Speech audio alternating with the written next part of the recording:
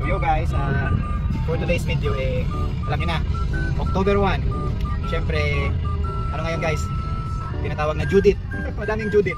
Madaming bayarin. So, parte ng buhay. Wala kang binabayaran, wala ka na sigurong buhay. So, galing na akong kasuray ko, nagbayad na din ako doon. So ngayon, doon naman ako sa isa kong magpapa-car wash ako dito dahil magpa-car wash ako nitong sasakyan kasi ibinayo natin ng malayo nung Sabado eh. So magpapa-car wash ako ngayon. Ito yung first ever car wash niya. Andito na ako ngayon sa pa-car washan. So dito ako nakarating sa Mira Car Wash and Ide. So andun yung si Gray. Yan siya madami naman dito guys, kaya ditong 6 ata sabay-sabay.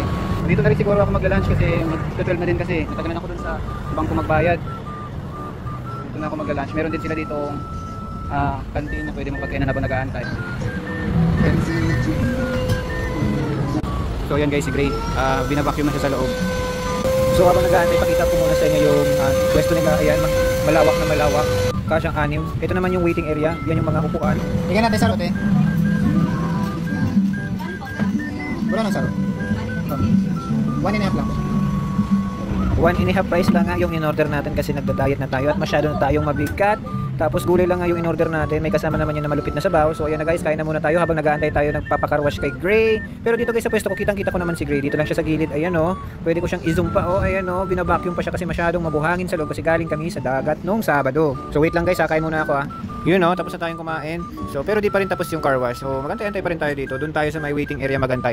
Try natin yung upuan nila doon at yung pwesto. Kung ma-press ko naman ba doon. Medyo matagal pa ata to kasi sinasabon pa lang. Pagkatapos niyan iwawax pa kasi yan Ito pala guys yung waiting area nila dito. So kitang-kita nyo lahat ng nagpapa-car wash dito. Yan may mga upuan, may mesa din. Malambot yung upuan. Yan goma na nilagyan ng kawayan. So after 10 minutes ka na paghihintay, tinawag na ako tapos na daw. So yan, check natin si Gray. Sobrang bago talaga parang bagong labas lang sa kasa. Tingnan nyo naman ang ganda ng pagkakalinis guys. Tapos paglabas mo uulan lang Huwag naman. So yun lamang pala guys para sa video na ito. Salamat!